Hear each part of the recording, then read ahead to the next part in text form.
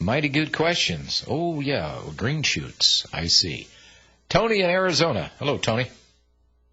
Yeah, hi there, John. Hi. Thanks for taking the call. Mm-hmm. First, I'd like to let the listeners know that there's no censorship when you call in. They just ask your name, and that's it. So really impressed with that for starters. Yeah, but we want to know what your name is and what's your Social Security number and how many people live in your house. Yeah. All right, this question's for Bob. I'm kind of new to the show, just listening the past few months, and talk about gold and silver a lot, and the fact that you suggest people actually take the physical metal. If people are to do that, and then later on want to go expat kind of thing and go to a country like, say, Costa Rica or Panama, how do they actually get the physical metal out of the country with them? And what do you recommend, or what's the process, or what are your thoughts on that? Well, first of all, you have to check the laws in the country which you would like to go to. Some countries make it very easy for you to bring in coins or bullion, and some of them don't. So you have to find that out first. I got a letter yesterday from someone who lives in Panama, a Canadian citizen who lived for years in the United States, and said that even though they feel safe in Panama, that they were afraid to send gold and silver to Panama from the United States or Canada because they felt it would be stolen. And so that's not a very good thing. I think the best thing to do is check out the country you want to go to. And let's say that they allow you to bring in gold and silver, coin and bullion. Then I would also find out if you can bring in the proceeds. If you sell the gold and silver before you leave, and let's say it's $100,000, would there be any problem bringing $100,000 into one of those countries and then purchase there? But is the gold and silver available there? And so it's a convoluted process.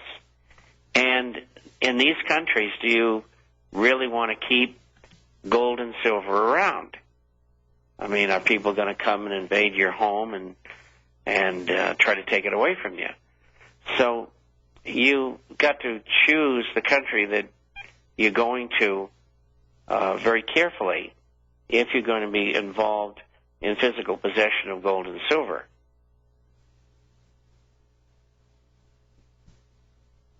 Any response? Well, I appreciate that. I think I need to think about it a little bit. But Bob, do you recommend any country? Well, I know that gold and silver is sold in Panama. I don't think there's much of a market in Costa Rica. There used to be a large market in Argentina and Uruguay, and there's not anymore. There's a very, very small market. Mexico has a limited market, but you can buy coins there. All right. It varies from place to place. We'll break. We'll be right back. Here is 6 through 10, and just in case you have friends that are delusional enough to think things are really turning around, and don't forget, I think we already saw our spike, and from there on it's a sleigh ride to hell with no snow and a lot of rocks. Number 6, do you think it's a good sign that Arnold Schwarzenegger, the Terminator, Governor of the state of California, says that the terrible cuts are urgently needed in order to avoid a complete financial disaster in the state?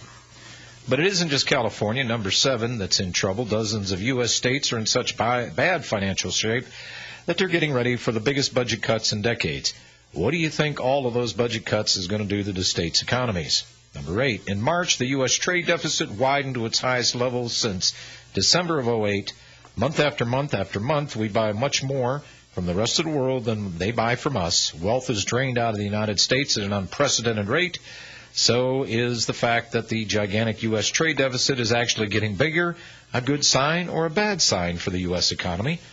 This doesn't take a whole lot of rocket scientry here to respond to. But number 9, considering the fact that the U.S. government is projected to have a $1.6 trillion deficit in 2010, and considering the fact that if you went out and spent $1 for every single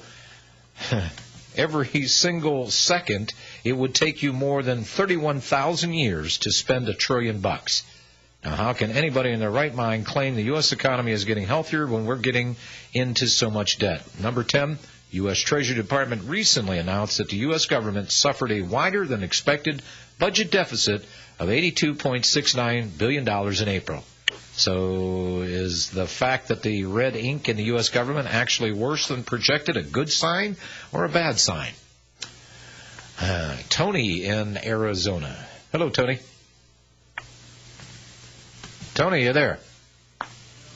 No. Joe in New Jersey. Hello, Joe in Jersey. Hey, guys. How you doing? Hi. I just wanted to tell your listeners, I was reading John Crudell in the Post today, New York Post. And I know, he's pretty credible. I've read things of his before. And he said that the census workers, the government's fudging the numbers of employment. The census workers get hired, fired, and rehired. And they put that in as employment numbers. In other words, they're fudging the numbers. They're saying that employment's higher than what it's supposed to be. Our government would never do that. Yeah, right? Terrible. But they have, he's got, 2 people who are working with him and saying, what's actually happening. And I found that interesting. I wanted to ask Bob, though. Bob, the miners, I noticed that Helix popped a little today. Is that good news? Or? Oh, you had to bring up mining, didn't you? I never Gosh. Are they still shorting the miners? Robbie's the one that likes the mining companies, but Helix had an announcement, and they've got a whole bunch coming, and I think the world is finally discovering that they're a good little company. How about Agnico? I mean, I bought Agnico when gold was like 700-800, and it's at the same levels. Well, it can never break 60 for over a week. It's amazing. Well, that's because your government is in manipulating the market. And if we can clear Congress and we can do away with the working group in financial markets and the entire executive order system, then we'll be able to get to the heart of what they've been doing. They would never manipulate. Yeah, right. Hey, Tony, hang on a second. I got to take the top of the hour break here.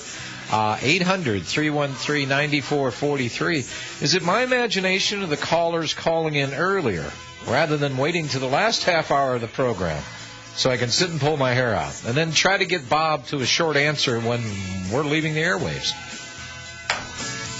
We'll continue. Second hour of the National Intel Report with this is a special edition.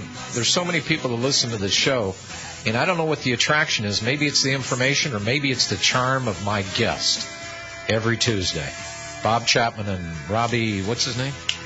Noel. That's right. We'll be right back.